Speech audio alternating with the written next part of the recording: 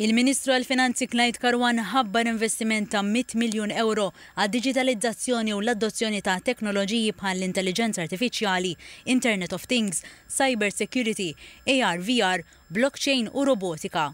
Argumenta li l-Gvern irid ikompli jagħmel lil Malta future proof, ekonomija reżiljenti għal-bidla, intelligenti u kompetittiva.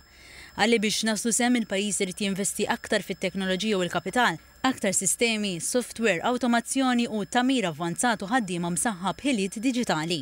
F'dan l-isfond ħabbar li l-Gvern qed jalloka dawn il-fondi permezz ta' skemi mill-Malta Enterprise, l-MDIA, fondi Ewropej u aġenziji oħra tal-Gvern biex jitneħħew il-proċess manwali, titjib l-effiċjenza u tissaħħaħ il-kompetittività. Il-Ministru ħabbar ukoll li wara diskussjonijiet ma' rappreżentanti ta' min ħaddem fl-MCSD intlaħaq qbil fuq 7 miżuri biex jiġu mejjuna dawk li jaħdmu għal rashom, in-negozji żgħar u mdaqsa biex ikompli joħolqu l-ġid u jinvesti aktar.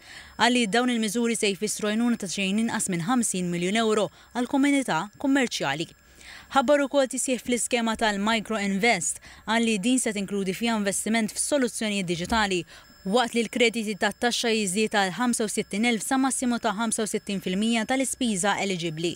Il-bonus 20% addizzjonali għall-Intrapriżi Fawdex se jibqa' waqt li total tal-għajnuna l-kategoriji speċifiċi eżistenti ta' intrapriżi se jkun jista' jitles għal massimu ta' 58,000 euro. Il-Ministru Karwan ħabbar ukoll għajnuna lis-settur privat biex itejjeb il-pagi tal-ħaddiema. Ħabbar li mis-sena d-dieħla l-Gvern se jagħti għajnuna diretta lis-settur privat marbuta ma' żiediet fil-pagi u żamma tat-talent.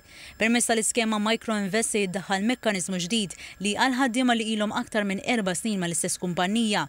Hawnhekk il-Gvern se joħroġ 65% miż-żieda fil-paga għal sentejn sa massimu ta' 780 euro fis-sena.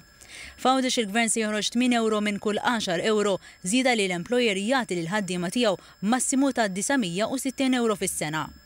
Ħabbar ukoll il-limitu massimu tal-benefiċċju tal-Micro Invest minn 45,000 fis-sena tela għal 56,000 euro għal Malta u 80,000 euro għal Għawdex. Hawnhekk ħabbar ukoll inizjattiva ġdida li permezz tagħha intrapriżi Maltin se jkunu jistgħu jieħdu kreditu tat-taxxa ta' 60% tal-valur tal-investiment imqasma fuq 4 snin.